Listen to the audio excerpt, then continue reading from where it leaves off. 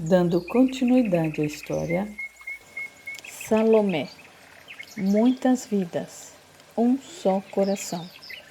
Ditado pelo Espírito Lúcius, psicografada por Sandra Carneiro. Capítulo 11. Foi Valéria quem fechou o salão naquela noite. Sentia um imenso desânimo. Não era a primeira vez que fora vítima da violência do marido. E o pior de tudo é que sequer estava bêbado.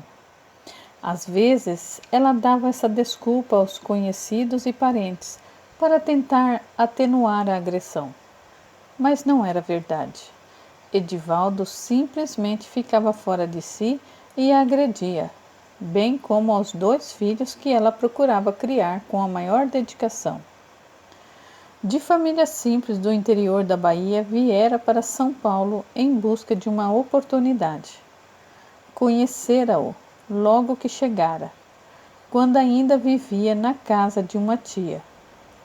Ela e mais 12 pessoas em uma pequena casa de quarto, sala, cozinha. Enquanto fechava todas as janelas e apagava as luzes, lembrava-se da expectativa que trazia ao ver pela primeira vez a cidade de São Paulo. O dia estava nascendo no momento em que o ônibus encostou na rodoviária. Valéria se encantou com a quantidade de luzes que se espalhavam por todo lado, feitos vagalumes oriçados das noites de verão em sua cidadezinha. Seu coração batia descompassado, num misto de medo e esperança. Agora, as luzes daquela capital já não lhe diziam nada. Trancou a porta principal do salão e foi para o ponto de ônibus. Estava lotado. Precisou esperar o 3º veículo para afinal subir. Quando conseguiu acomodar-se em um canto, ficou olhando pela janela a vida movimentada do lugar. A se perguntar por que tudo aquilo tinha de ser tão difícil para ela. De certo tinha arranjado um bom emprego, apesar de não saber nem ler direito. Era delicada e atenciosa e gostava de ajudar as pessoas. Fez alguns cursos de manicure com o auxílio da tia. E em 6 anos, tendo passado por 4 salões diferentes, encontrou aquele trabalho num lugar decente, onde, enfim, desenvolveu uma boa clientela e passou a ganhar algum dinheiro. Todavia, tão logo ela começou a se entusiasmar pelo trabalho, Edivaldo foi piorando. Não que antes fosse muito calmo, não. Desde que o conhecera, tinha aquele jeitão duro, mas para ela, acostumada à aspereza e vida de sua terra, era mais um baiano arretado, de temperamento forte. Teria de aprender a lidar com ele. Valéria não demorou a engravidar do primeiro filho e ele, então, assumiu o menino e casou-se com ela. Valéria achou-se a mulher mais feliz do mundo. Ia se casar e em São Paulo. À medida que o ônibus seguia pelas ruas agitadas, suas lembranças se encadeavam. O barulho das sirenes, das ambulâncias e dos carros de polícia ficava distante. Recordava-se do casamento, muito simples, porém repleto de alegria, por ser a realização de um sonho. Alugaram um quartinho para os 2 e o bebê. E decorrido 2 anos, chegava o segundo. Seus 2 tesouros. Lembrou o rosto dos meninos e seus olhos se encheram de lágrimas. Notava que o mais velho, Emerson, de 11 anos, começava a ter raiva do pai. Entendia o que se passava e não aceitava a situação. Já Everton, o menor, era mais alheio. Parecia não ver o que acontecia dentro de casa. Entre um solavanco e outro do ônibus, limpou discretamente as lágrimas que lhe desciam pelo rosto. Estou ficando cansada de tudo isso. pensou com um longo suspiro. Valéria sabia, desde o princípio, que o marido era violento. Pouco depois de conhecê-lo, já o via provocando brigas e atritos com a irmã e com a mãe. Entretanto, sentia-se fortemente atraída por ele. Seu jeito másculo e arrogante a encantava. Quando a tia soube do namoro, tentou adverti-la, pois sabia da fama do rapaz. Foi em vão. Ela estava inteiramente envolvida e, para piorar, grávida. Restava assumir. Quando casaram, tinha apenas 18 anos e 20 quando o segundo menino nasceu. Agora, aos 29, sentia um enorme peso nas costas, como se estivesse próximo dos 50. Após 2 horas de percurso no trânsito congestionado, subia a ladeira que levava à sua casa. Andava devagar, sem ânimo de chegar. Desde a primeira vez que fora agredida, tivera vontade de sumir, mas sempre voltava por causa dos filhos. E também porque, mesmo sendo tratada daquela forma, parecia hipnotizada, como se não pudesse viver sem ele. Afinal, era o homem que cuidava da família. Entrou em casa e encontrou o filho mais velho. — O que está fazendo acordado, Emerson? — Esperando você, mãe. — É tarde, meu filho, vai dormir. Ele pousou na mão os grandes olhos negros e, quase sem piscar, perguntou: — Você está bem? Eu vi o que ele fez. — Cadê o seu pai? — Saiu resmungando porque você não chegava. — Ele colocou seu irmão na cama? — Não, eu coloquei. Valéria foi até o menino tentando disfarçar as lágrimas. Abraçou-se a ele e ficaram longamente enlaçados. Quando soltou, a mãe pediu: — Vá dormir, por favor. — Você também vem? — Daqui a pouco. — Não o deixe bater em você de novo, por favor. — O que eu posso fazer? — Não brigue com ele, não o provoque. — Eu não fiz isso, estávamos conversando e de repente ele se alterou e começou a gritar comigo. — Tudo bem, mãe, tudo bem. É que não suporto mais ver você apanhar. Fique calmo, meu filho, nem pense em enfrentá-lo. Você conhece bem a fúria dele. Emerson balançou a cabeça e nada mais falou. Escutaram barulhos e vozes ao pé da escada. Edivaldo estava chegando. — É seu pai, vai dormir agora. Largue tudo aí e vá. Não quero a menor chance de vocês discutirem. — Estou com muita raiva dele. — Eu sei, por isso mesmo. Vá já para a cama e finja que está dormindo, por favor.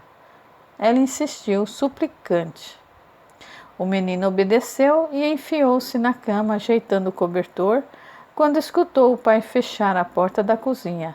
Ele entrou, olhou a mulher que lavava a louça, olhou em volta e percebeu que os meninos estavam dormindo. Sentou-se à mesa. — Você demorou demais, reclamou. — Havia um acidente no caminho. Quero jantar. Ela preparou um prato de comida e o colocou diante dele. O esposo agarrou-a pelo pulso e disse: — Agora fique aqui e me faça companhia. Ela sentou-se ao lado dele, procurando distrair a raiva. Olhava o garfo, a faca sobre a mesa e tinha ímpetos de usá-los contra o marido. Mas logo pensava nos filhos e se controlava. Saiu cedo hoje. Tinha que abrir o salão. — Por que você? Valéria sentia no tom da voz dele o desejo de iniciar outra briga. Parecia não estar ainda satisfeito. Até advertira na noite anterior que ela merecia mais. Ela respirou fundo. — Já avisei a Isaura que não vou mais abrir o salão, disse, buscando imprimir muita suavidade na voz. E também eu não vou fechar. Mentia para fugir de qualquer possibilidade de atrito. Acho bom mesmo. e veja se faz uma comida melhor que essa aqui, está uma porcaria. Desculpe, você é uma imprestável. Não sabe nem cozinhar, se pelo menos fosse capaz de preparar um bom prato de comida. Mas que nada, e ainda quer falar mal da minha mãe. A sogra fora a razão da discussão na noite anterior. Edivaldo maltratava a mãe, porém, quando Valéria lamentou a falta de apoio da sogra com os meninos, partiu para cima dela já agredindo. Prevenida, ela ficou calada, recolheu os pratos e pôs tudo dentro da pia. Vou dormir, estou muito cansada. Não, primeiro lave toda a louça, sua porca. Ela voltou e, num esforço enorme para controlar-se, colocou o detergente na esponja, rangendo os dentes de raiva, lavou toda a louça. Antes que terminasse, o marido estava esparramado na cama roncando. Enquanto tomava um banho, ela chorava. Emerson, ainda acordado, escutava os soluços abafados da mãe e revirava-se de um lado para o outro, cheio de revolta. Valéria saiu do banho e deitou-se, pensando no que faria. Não suportaria aquilo por muito tempo. No princípio, Edivaldo não batia nela. Era apenas grosseiro e eles tinham até seus momentos românticos. Foi quando nasceu o primeiro filho que tudo ficou diferente. O marido parecia não gostar do menino e foi se afastando pouco a pouco. Logo ela soube que andava atrás de outras garotas do bairro e as discussões começaram. Ainda assim, ele não a agredia fisicamente. Com o correr dos anos, à medida que Emerson crescia e depois do nascimento de Everton, o pai passou a sentir certo desprezo da parte do filho mais velho. Aquilo o enfurecia e já rendera muitas surras no menino. A primeira agressão aconteceu quando Valéria tentou defendê-lo. Edivaldo partiu para cima da mulher e bateu nela também. Depois daquele dia, já fazia quase um ano, as agressões se tornaram frequentes. Ela se deitou bem devagar para não acordar o marido. Acomodou-se na cama e olhou o teto sem pintura da casa por acabar. Chorou outra vez, considerando que a vida não era justa. Virava-se de um lado para o outro e pensava no que poderia fazer para livrar-se daquela situação. Para onde iria? Com os 2 filhos para criar, como prover-lhes o básico ganhando tão pouco? E se fosse embora e os deixasse com o pai? A essa ideia o seu corpo estremeceu e um forte arrepio percorreu-lhe a espinha. Não, isso com certeza não poderia fazer. Já era muito tarde, quando, vencida pelo cansaço, adormeceu. Capítulo 12. Rafaela apareceu na sala, chamando de imediato a atenção da mãe. Que horas são? Quase 2 horas da manhã. 2 da manhã? Nossa, estou atordoada. Também pudera? Está dormindo há quase 30 horas seguidas. A jovem sentou-se no sofá ao lado de Eunice e espreguiçou-se, tentando compreender. Tudo isso? Eu tinha que ir à redação. Você precisava mesmo era descansar. Prova disso é que não conseguiu acordar antes. Preciso saber se deu tudo certo com a matéria. Alguém ligou da revista? Aqui em casa não. No seu celular não sei. A bolsa está no seu quarto. Você não ouviu nada? Nada. Rafaela ficou olhando a televisão sem enxergar direito a tela. Após um longo tempo perguntou. E Giovanni ligou? Ele veio aqui e ligou várias vezes. E por que não me chamou? Ele não queria acordar você, de modo algum. Fazendo uma breve pausa, a mãe indagou. Quer comer alguma coisa? Eu preparo. Pode deixar, eu vou tomar um copo de leite. Você não está com fome? Todo esse tempo sem comer? Fome não, mas com muita sede. Tem leite na geladeira? Ela foi até a cozinha e preparou um copo de leite gelado com chocolate. Depois de tomá-lo, voltou e sentou-se de novo ao lado da mãe. Olhava a televisão sem enxergar. Estava distante. Eunice a observava e por fim levantou-se. Vou dormir. Estou muito cansada. Estendeu o controle remoto para a filha. Vai assistir? Vou. Pode deixar ligada. Assim que a mãe saiu, Rafaela deitou-se no confortável sofá da sala de televisão e procurou alguma coisa que a interessasse. No entanto, não conseguia fixar-se em nada. A sua mente estava agitada. Os pensamentos se confundiam. Era como se a própria viagem que fizera e o que vivera naqueles 15 dias não tivesse passado de um sonho. Pior, um pesadelo. Ela se esforçava para focar a mente, aclarar as ideias, sem sucesso. Suas emoções estavam misturadas, desordenadas. Sentada no canto do quarto, assustada, estava Farista. Ela não compreendia o que se passava ao seu redor. Tudo estava estranho, diferente. Não sabia que lugar era aquele, que língua era aquela que escutava de vez em quando. Quem eram aquelas pessoas que às vezes passavam por ela? Seu único ponto de apoio era Rafaela. Sentia-se profundamente ligada a ela. E mais confortável quando a jovem estava por perto. Assim, o seu momentâneo afastamento do quarto causou inquietação crescente e uma grande ansiedade na afegã. Amaro e Eva, que acompanhavam as duas jovens desde Cabul, aproximaram-se e impuseram-lhe as mãos, buscando tranquilizá-la pela transferência de energias. Em algum tempo de aplicação dos passes, a jovem serenou e entrou em estado de torpor. Rafaela, por sua vez, também se sentiu mais calma e acabou dormindo no sofá. Na manhã seguinte, a jornalista despertou bem cedo. Quando a mãe apareceu para o café da manhã, ela já estava de saída. Para onde vai a essa hora? Para a redação? Não, eu vou ver Luana. Eu não aguento mais saudades. Eunice sorriu. Ela sentiu muito a sua falta. Como ela está, mãe? Péssima.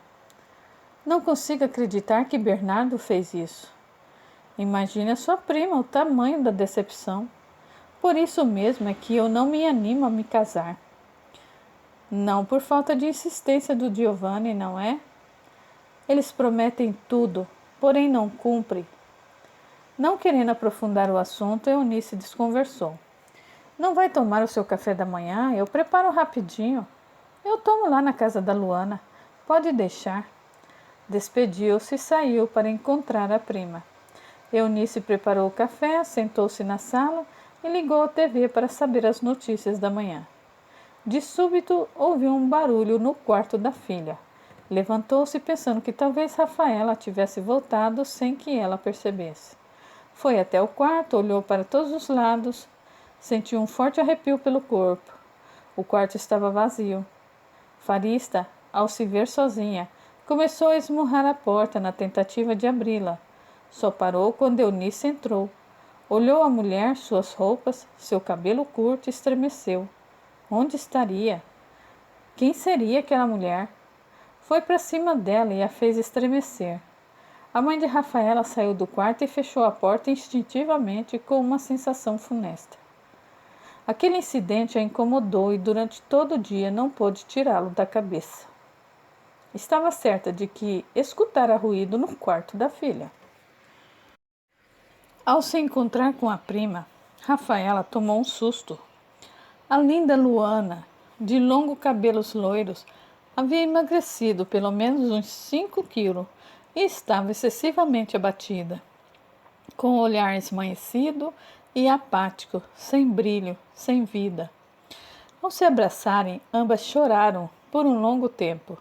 Rafaela sentiu o coração apertado ao constatar a tristeza que se abatera sobre a prima.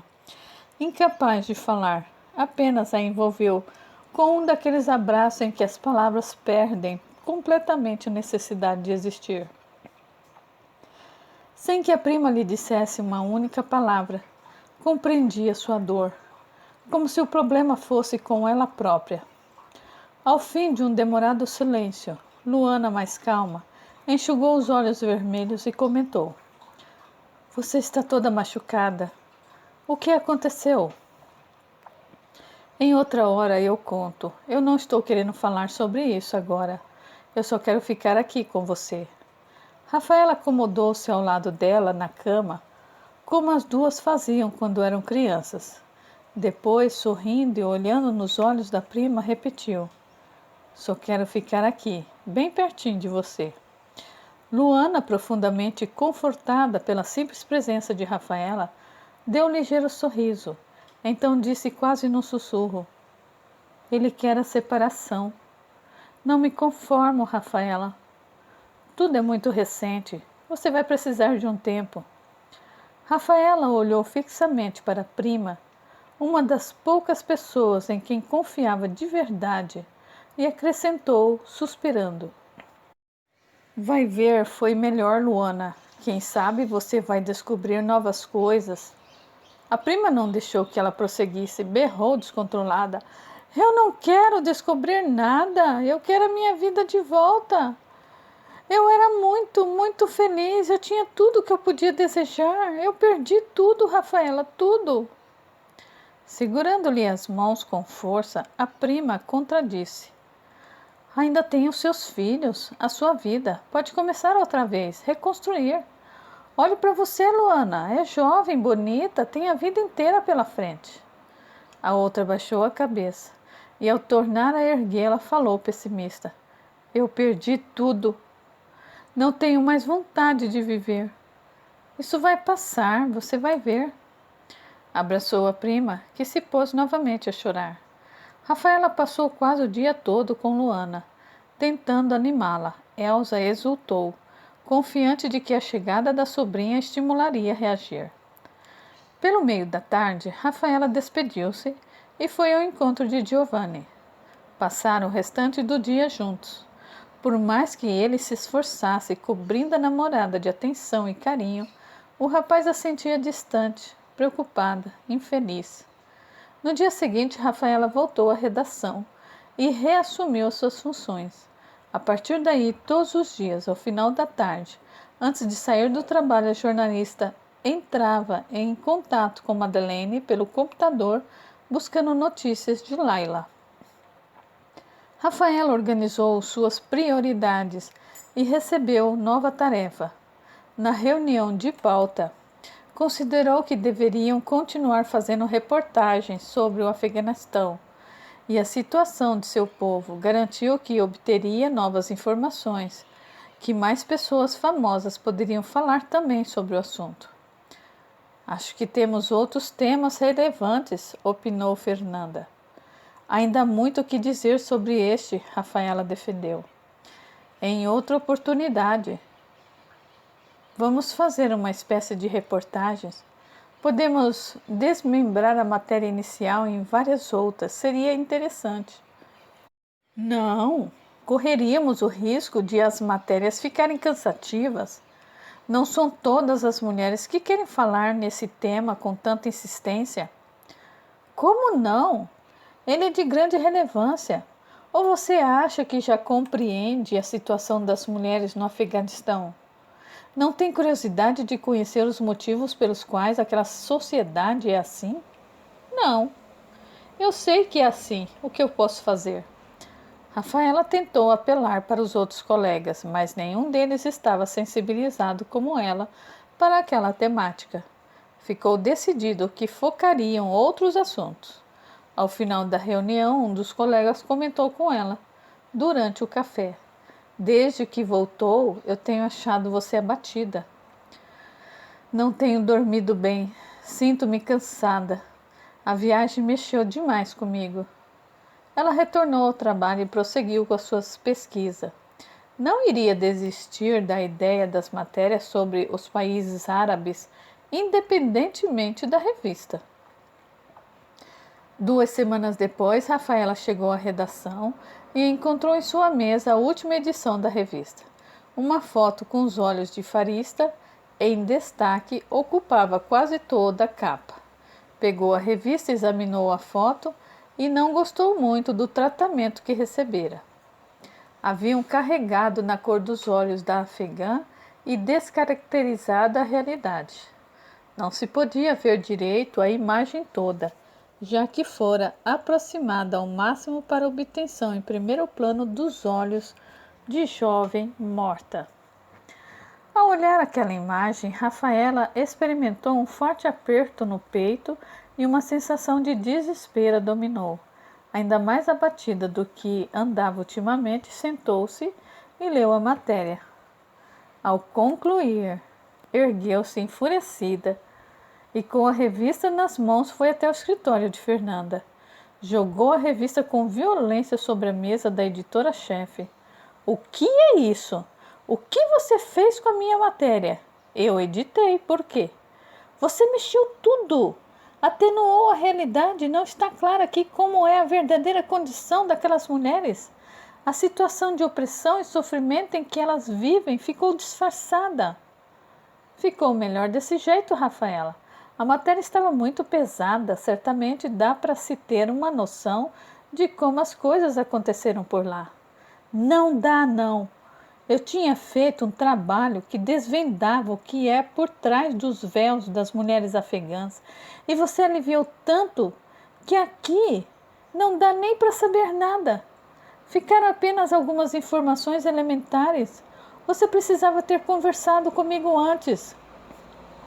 Não dava tempo. Você sabe disso. Então não devia ter mexido. A matéria estava muito boa e forte demais. Mas aquela é a pura realidade. Nem todos se interessam pela realidade nua e crua, Rafaela. A essa altura da sua vida profissional, você já deveria saber disso. Você sempre foi uma boa jornalista, Fernanda. O que está acontecendo? Comigo? Nada. E com você? O que está havendo? Como assim comigo? Você parece obcecada pelas mulheres do Oriente Médio? Não seria porque eu vivi na pele a situação delas? Você sabe todos os detalhes do que eu passei? É isso que eu estou tentando lhe dizer. Você não precisava ter se arriscado dessa forma. No final, nem foi possível colocar tantos pormenores. Porque você não quis. Não quis porque não era necessário. Rafaela erguia mais e mais a voz, inconformada com a posição da editora-chefe. Por favor, controle-se. Você destruiu a matéria, transformou em amenidades fatos de extrema gravidade. Não é mais uma jornalista séria. Eu não sou somente uma jornalista. Eu tenho responsabilidades aqui. Eu tenho de vender as revistas. Ah, então está explicado. É essa a sua única preocupação, vender mais revistas? Claro que é uma de minhas maiores preocupações e totalmente legítima. Vivemos da venda das revistas. Que novidade! Só que devemos ter respeito pelo nosso trabalho, pelo conteúdo que apresentamos e podemos apresentar às nossas leitoras. Foi apresentado um bom conteúdo, empobrecido. Tenho certeza de que vai agradar. Vamos acompanhar o resultado das vendas. Vendas! De novo vendas! Não quero saber de vendas! Gritou ela descontrolada. Quero respeito pelo meu trabalho. Fernanda, sem dizer nada, levantou-se e foi até a porta e abriu.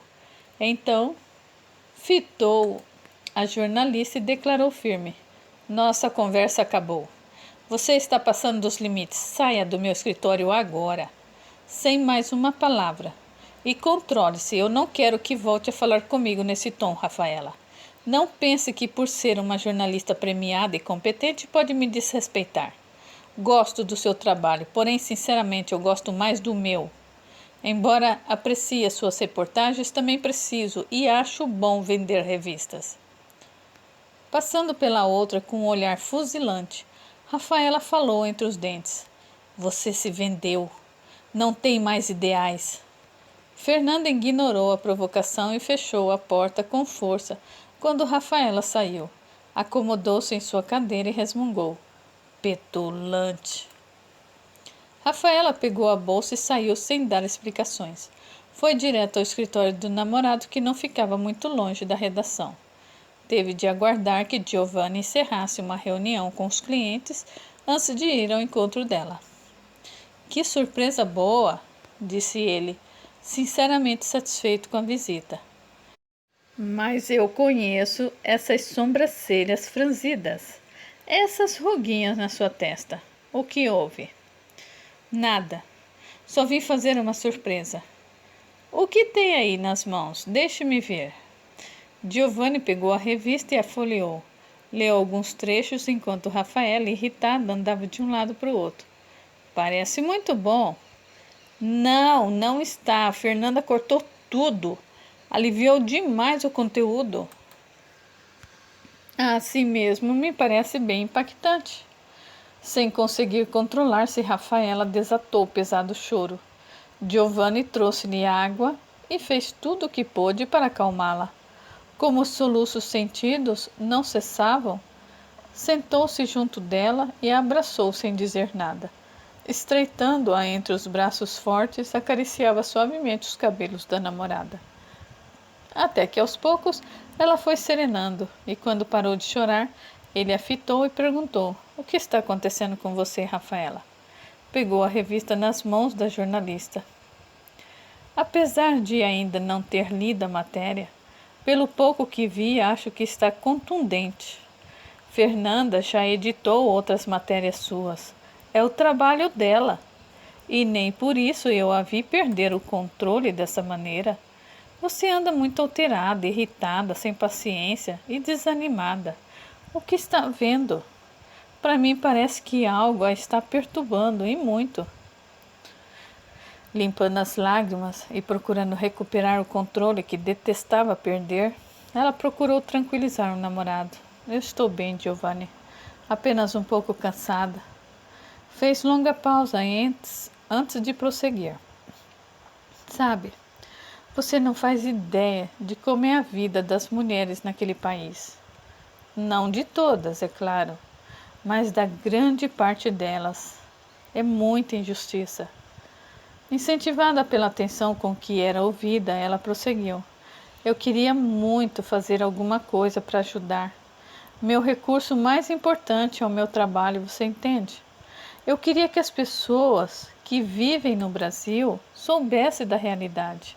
Talvez assim, tocando as mulheres daqui, poderíamos fazer algo em prol das mulheres afegãs. Com um leve sorriso nos lábios e afastando os cabelos dos olhos da jovem com ternura, ele comentou: "Não tenho dúvida de que o seu trabalho vai tocar as leitoras. Só pelas fotos eu posso ver que é uma matéria séria e reveladora. Nem preciso ler tudo para sentir. Talvez Fernanda tenha até razão, não sei. Depois você me envia a matéria original para que eu possa ler ambas e tenha como dar a minha opinião mais concreta." Rafaela deu um beijo na boca do namorado e sorriu. "Você não existe mesmo. Vai ler tudo?" "Lógico, vou ler tudo, para opinar com mais propriedade. Pode deixar a revista aqui comigo?" "Claro." Ela entregou o exemplar ao namorado. "Almoça comigo?" "Ainda é meio cedo." "São quase 11 horas. Se me esperar um pouco, vamos juntos." Os dois saíram para almoçar e conversaram. Giovanni, desde o retorno da namorada, estava apreensivo.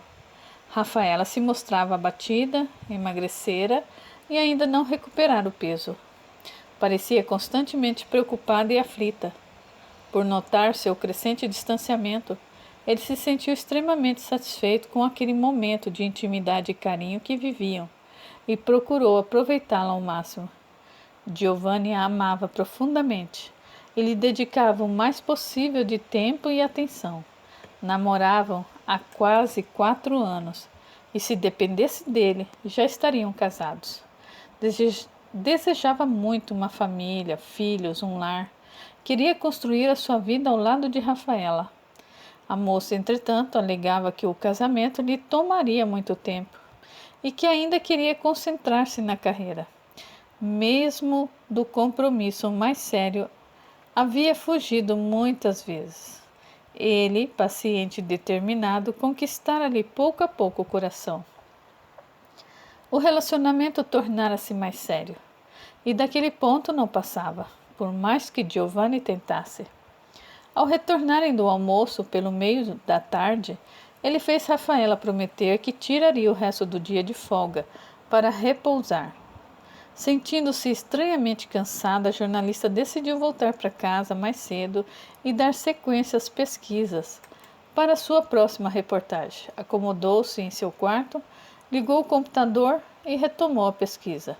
Notou que o pessoal da Rava, com quem permanecia em contato, estava online. Procurou por Miriam, que logo respondeu, e ambas conversaram. A preocupação de Rafaela continuava sendo Laila. Na troca de informações, a brasileira soube que a menina fora às 2 reuniões, conforme o combinado. Na terceira não aparecera e não tinham mais notícia dela. O coração de Rafaela disparou e de imediato sentiu a angústia dominá-la. Ligou para Madeleine, agoniada, mas ela também não sabia de nada. Pediu então que a moça buscasse novas informações. Sinto que ela corre perigo. É o que também temo. Só que eu não posso fazer nada agora. Assim que sair daqui, eu vou até a casa dela ver se descubro alguma coisa. Na casa não. Vá até a escola encontrar-se com ela e veja do que está precisando. Caso seja necessário, eu deixo tudo aqui e vou para aí ajudar a garota. Sentiu todo o corpo arrepiado. Não quero que ela tenha o mesmo destino da irmã. Despediram-se e Rafaela aguardou ansiosa por notícias de Madeleine. Não saiu do quarto. Tentava se concentrar no trabalho, mas a sua mente estava longe, do outro lado do mundo. Desejava estar lá para saber logo de Laila. 2 horas depois, Madeleine reapareceu online e a jornalista soube que a menina não havia ido à escola nos últimos 3 dias. Ela se empenhava em organizar os pensamentos, o que a ansiedade impedia. Quando Eunice chegou, espantou-se com o estado de agitação da filha. O que houve? É a Laila. Não foi à escola nem à última reunião. Calma, minha filha. Ela está com problemas, mãe. Sei que está.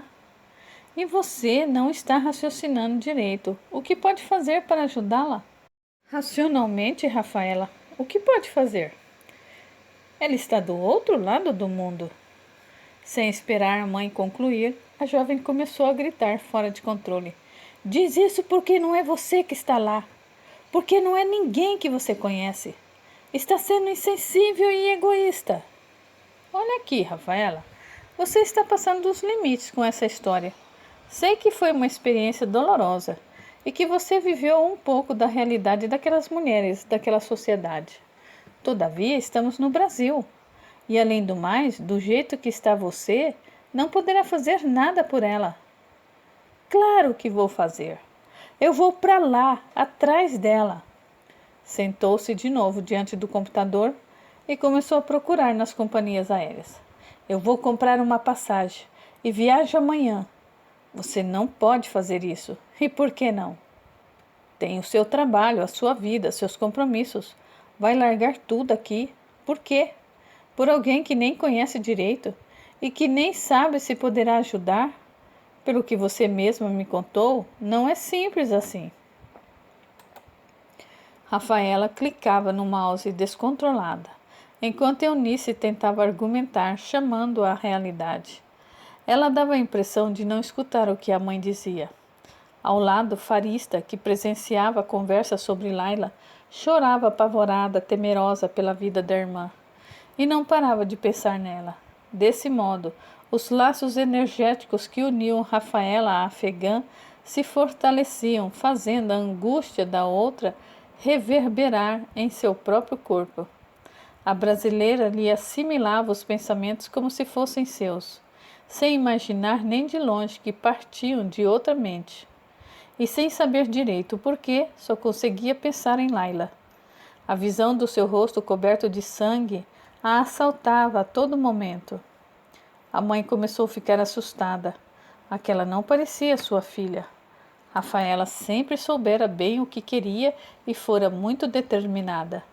Era uma moça racional, coerente e realista acima de tudo. Não se deixava dominar pelas emoções daquele jeito. Obviamente, esse não era o seu estado normal. Ela estava adoecendo e precisava de auxílio. Por fim, após muita insistência, Eunice conseguiu que ela tomasse um banho e descansasse um pouco antes de efetivar a compra da passagem. Isso, filha, vá tomar um banho morno e repouse algum tempo. Depois, se ainda continuar decidida, você verá como agir. Quanto a mim, acho tudo isso uma loucura. Vencida pela exaustão, ela acabou concordando. Tomou um banho morno e relaxante, sorveu uma xícara de chá de camomila que a mãe preparara e deitou-se. Envolvida por intensas energias de Eva e Amaro, adormeceu profundamente. Assim que isso ocorreu, o seu corpo espiritual desprendeu-se do corpo físico. Espantada, a jovem sentou-se aos pés da cama, olhando seu corpo deitado sem compreender o que se passava. Via-se perfeitamente estendida na cama e via-se também como se fosse uma cópia de si própria, fora do corpo físico. Aos poucos, uma luz brilhante inundou o quarto dela e se formou a imagem doce da avó materna que ela adorava. Eva sorriu para a neta e aconchegou-a ao coração. O que está sucedendo comigo, vó? Estou confusa. Sou eu dormindo e me vejo aqui falando com você, que já morreu? A morte não existe, querida, como você pode constatar. Eu estou sonhando? Não, querida. Está aqui comigo. Aconchegou-a mais e dessa vez Rafaela deixou-se ficar naqueles braços ternos e carinhosos. Sentiu-se de novo uma menina nos braços da avó, que tanta segurança lhe transmitia. Amaro aproximou-se, envolvendo as duas em doces emanações de amor e carinho. Aos poucos, Rafaela se acalmou, olhando para os avós sem compreender. Apenas sorriu e murmurou: é um sonho bom, delicioso. Não é um sonho, querida. Estamos aqui porque amamos você e desejamos o seu bem. Queremos ajudá-la. Você precisa disso. Está entendendo? Precisa procurar ajuda para poder se reequilibrar. O que está acontecendo comigo? Por que me sinto tão mal, tão angustiada e eu não consigo afastar Laila do meu pensamento? Um só minuto. E o sonho que eu tenho, o mesmo repetido dia após dia? Então, querida, você está passando por um momento importante de sua vida na encarnação atual. Encarnação? Sim, Rafaela. Há muitas coisas que necessita relembrar e outras tantas a descobrir, aprender. Para isso terá que aceitar os seus sentimentos e intuições, sobrepondo-os ao seu lado racional. Dentro de você está tudo de que precisa para caminhar nessa nova fase. Nova fase? Sim, a etapa que começou durante a sua visita ao Afeganistão. O contato com o passado e com pessoas queridas de outras encarnações a impressionou profundamente. Eu não entendo nada do que está falando, vozinha. Eu quero ver Laila. É a isso que eu me refiro. O encontro com as duas irmãs a fez entrar em contato com muitas emoções do seu passado distante, que despertou dentro de você. Agora precisa de ajuda para conseguir lidar com todas essas emoções. O que sei é que eu tenho que ver Laila. Eva fitou o companheiro e, sem necessidade de verbalizarem a intenção, atuaram sobre os centros de forças de Rafaela, permitindo-lhe visualizar Farista. Quando a jornalista viu sentada ao seu lado a jovem afegã, no estado em que a vira ao morrer, deu um grito de desespero e despertou, aterrada. Eunice entrou depressa no quarto. O que foi? Um pesadelo. De novo? O mesmo? Não, dessa vez eu sonhei com a avó Eva. Ela estava aqui comigo e o vô Amaro também. Os olhos de Eunice se encheram de lágrimas, como se ela pudesse sentir a presença dos pais ali, bem perto. E por que foi um pesadelo? Eles não estão bem? Como me pergunta se estão bem? Era um sonho, mãe. Mas por que disse que era um pesadelo? Além deles, Farista estava aqui no meu quarto. De imediato, Eunice lembrou-se do barulho que escutara após o regresso da filha. Aqui? No seu quarto? Fazendo o quê? É um pesadelo, mãe, um pesadelo. Eu estou preocupada com Laila, é isso. Recostou-se na cama com a respiração ofegante. Está vendo, Rafaela? Você precisa se cuidar, não tem a menor condição de viajar agora. A jovem quase podia sentir ainda o amoroso abraço dos avós. Olhou para o computador desligado e com um suspiro murmurou: eu acho melhor esperar um pouco e ver se eu consigo falar com a garota, ou se alguém de lá me dá notícias dela. Acho bem mais sensato. Conceda a si própria tempo para se refazer dessa viagem maluca que mexeu tanto com você. O impacto das palavras da avó ainda repercutia em seu inconsciente. Por que diz isso? Você parece outra pessoa desde que voltou. Baixando os olhos, a jovem comentou. O Giovanni disse a mesma coisa. Rafaela quase podia ouvir fisicamente as observações de Eva sobre as lembranças do passado que a viagem ao Afeganistão nela suscitara. Não obstante, lutava para ignorar aquilo tudo e dizia-se em silêncio que fora apenas um sonho, nada mais do que um sonho, e não queria que fosse nada além disso. Capítulo 13. Os dias passavam depressa. Rafaela, apesar de contrariada com a atitude de Fernanda, não se descuidava de suas responsabilidades. No entanto, era comum ficar alheia, com os pensamentos em Laila ou em alguma outra questão que a desgostava. Seu sono continuava agitado e às vezes não conseguia dormir, passando praticamente a noite inteira em claro. Quando isso acontecia, ao amanhecer, estava exausta. Se no início a insônia era esporádica, ocorrendo uma noite, outra não, pouco a pouco a sua frequência aumentava. Como resultado, a cada dia a jornalista se mostrava mais estressada e sem concentração. A busca por notícias de Laila prosseguia, mas nem Madeleine nem Miriam trazia novidades. A menina afegã não retornara para nenhuma reunião. Tampouco procurara por Madeleine no hotel. Naquela noite, Rafaela conversava com a concierge. Você tentou ir à casa dela? Rondei o local várias vezes, sem sucesso. Parece que não há ninguém por lá. Acho que a família viajou. E nas primeiras reuniões, pôde conversar com ela? Sim. Nós explicamos que estaríamos aqui para ajudar em tudo de que precisasse. Ela parecia compreender bem, estava disposta, confiante, cheia de esperança de fugir da situação que tanto a oprimia. Vocês lhe ensinaram como usar o notebook? Começamos, até a garota dizer que a tal professora na escola faria isso. Ela não se conectou, mesmo com tudo já preparado. Nunca entrou em contato comigo. Fez-se uma longa pausa e em seguida Rafaela aduziu preocupada. Algo deve ter acontecido. Você precisa descobrir o que está havendo, Madeleine. O certo é que ela corre perigo. Você sabe o que fizeram com a irmã. Os homens daquela família são muito radicais. E Laila está sozinha.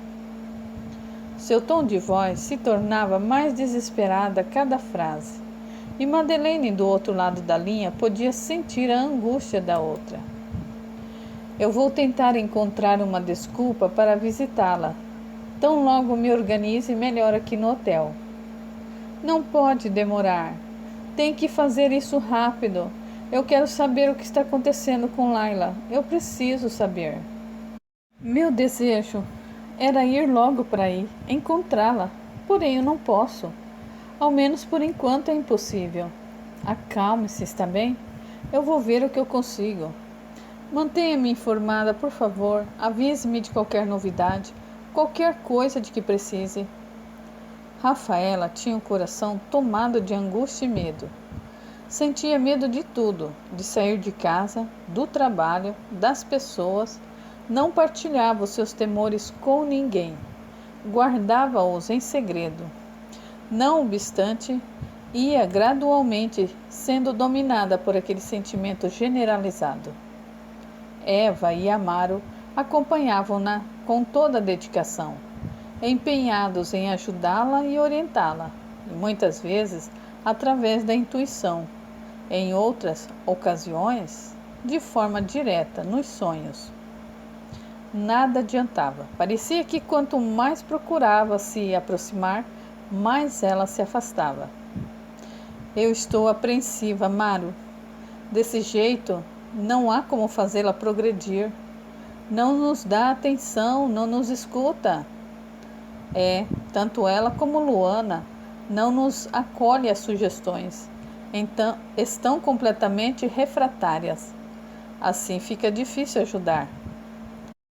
Constantemente, os dois se uniam em oração pelo grupo familiar que muito amavam e de quem se faziam protetores espirituais. Farista, por sua vez, permanecia fortemente ligada a Rafaela. Como decorrência da intensificação dessa conexão energética, crescia a influência dos pensamentos e sentimentos da afegã sobre a brasileira.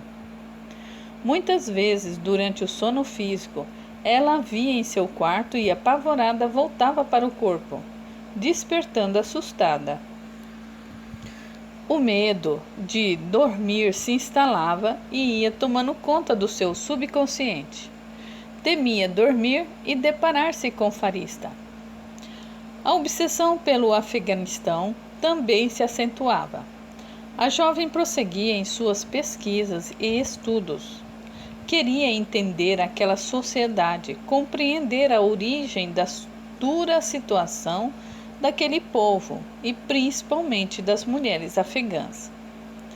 Rafaela oferecera a outros órgãos de comunicação a íntegra de sua matéria, que acabara por despertar o interesse de um importante site internacional.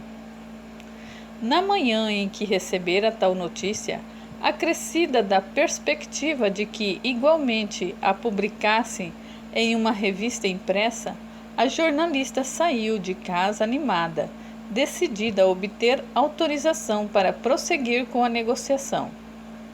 E embora soubesse que poderia enfrentar a resistência da editora-chefe, estava determinada. Chegou bem cedo à redação, indo direto falar com Fernanda. Bateu na porta e escutou um abafado "entre". Fernanda, sentada em seu sofá, tinha os olhos vermelhos de chorar. Numa das mãos segurava lenços de papéis e conteve as lágrimas ao ver Rafaela. Estava com vários papéis na outra mão. Eram exames que havia feito e cujos resultados acabavam de sair. "Posso ajudar em alguma coisa?" indagou a recém-chegada ao encontrar o seu olhar entristecido. "Não, acho que não." "O que foi, Fernanda? O que aconteceu?" Incapaz de falar, a editora esticou o braço e ofereceu-lhe uma das folhas. Rafaela leu com atenção e releu 2 ou 3 vezes. "Tem certeza? Você precisa fazer outro exame para confirmar. Podem estar errados." "É o terceiro que eu faço." Ergueu-se do sofá com raiva, amassou os papéis, jogou tudo no lixo e gritou: "Eu estou com câncer. Você está vendo? Estou com essa doença maldita." Chorava, passava a mão pelos cabelos repetidamente. "Eu vou morrer, Rafaela. Eu sei que eu vou morrer. Minha vida acabou. O que vou fazer com as minhas filhas? Ai, meu Deus, você sabe que elas são produção independente, que eu nem conheço os pais biológicos." Sentou-se novamente a chorar desconsolada. Rafaela não sabia o que dizer.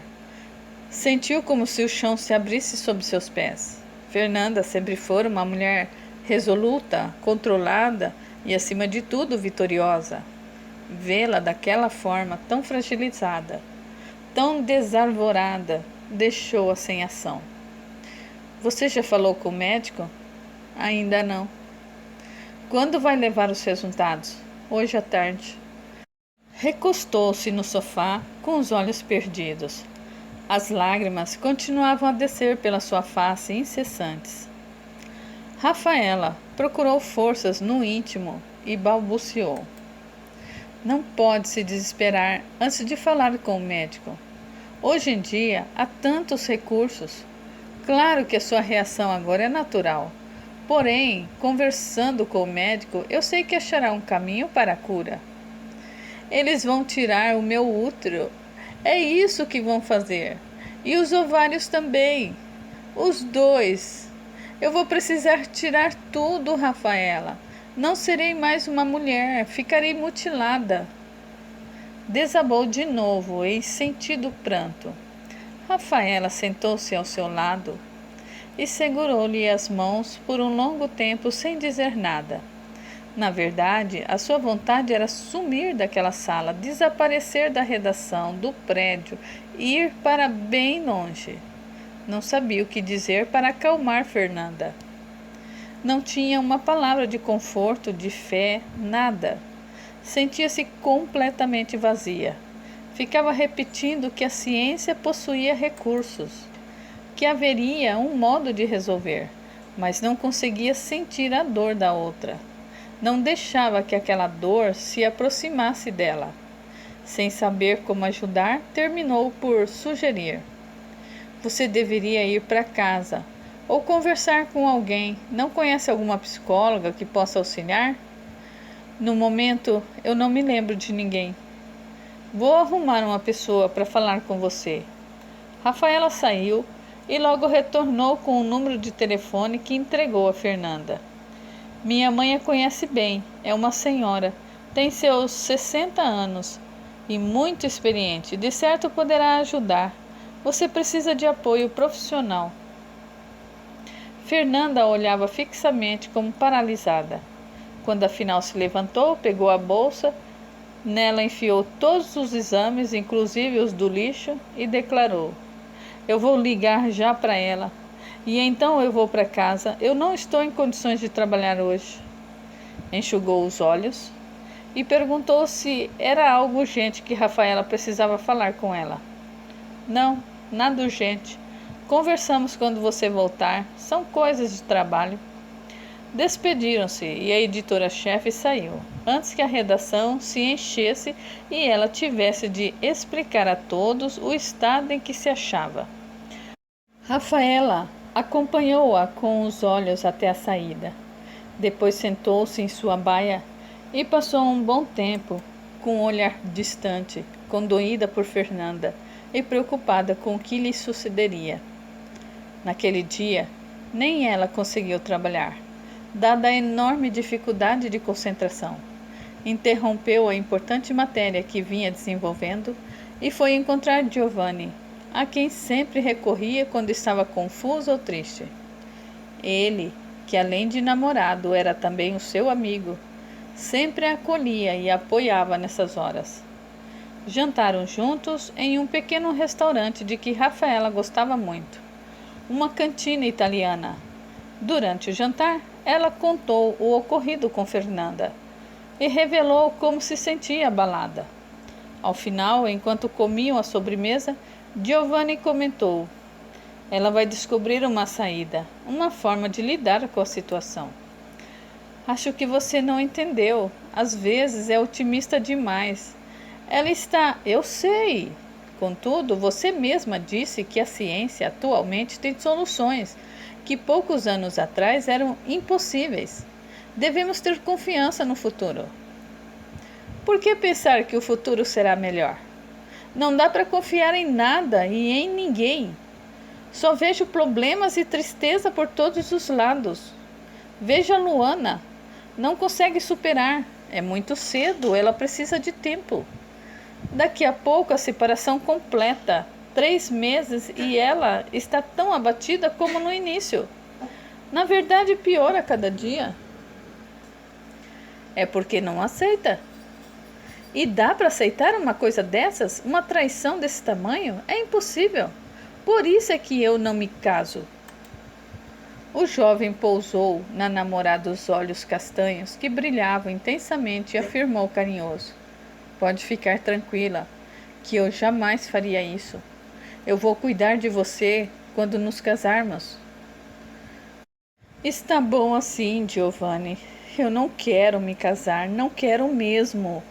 Veja à minha volta as mulheres casadas se matando de tanto esforço, de tantas responsabilidades assumidas. É o trabalho por necessidade financeira ou é a carreira profissional a ser construída? Após as horas dedicadas a ganhar dinheiro, muitas vezes em meias preocupações com os filhos, voltam para casa e já no caminho começa a segunda jornada de trabalho. É fazer compras no mercado, é providenciar material para o filho que está faltando, é buscar as crianças na escola, é cuidar dos pais ou de outros parentes. Ao chegar em casa, você acha que elas têm um descanso merecido e essencial? Não. Aí vem mais trabalho. Cuidar do ambiente doméstico, da alimentação da família. É coisa demais para uma pessoa só. Não, nem pensar. Eu não vou me casar e carregar tudo isso nas minhas costas. Agora talvez não. Mas pode ser que um dia nos casemos. E embora você não admita, sei que esse dia não vai demorar muito. Giovanni sempre levava com um bom humor as irritações e explosões de Rafaela. Sabe do que acho que você mais está precisando? Desenvolver a sua fé. O assunto está piorando. Sabe que eu detesto religião. Não sou como você, simplesmente eu não consigo acreditar. Não estou falando de religião, Rafaela. Eu estou falando de Deus, de ter fé. Não posso crer no Deus que me apresentaram até hoje. Um Deus sarcástico que se diverte às custas dos réis humanos, meros joguetes nas mãos desse ser poderoso. Não deve haver Deus algum, isso é tudo invenção. Como pode dizer isso? Esse ser superior não existe. Do contrário, não haveria tanto sofrimento, tanta dor sobre a terra. Não posso crer que ele, se existisse, deixaria as pessoas pedindo ajuda, suplicando sem fazer nada, só olhando. Não estamos aqui falando dos deuses do Olimpo. Eu me refiro à inteligência maior que criou o universo e tudo o que há nele. Rafaela sorriu, engolindo com prazer o último pedaço de creme brulee, sua sobremesa favorita, e aí comentou: Eu gostaria de acreditar como você. Só que não dá. Você é ingênuo, Giovanni, e eu acho isso até bonito, mas não para mim. Sem querer insistir, o rapaz sorriu de volta e perguntou: Quer outra sobremesa? Acho que essa lhe fez bem. Você já está sorrindo?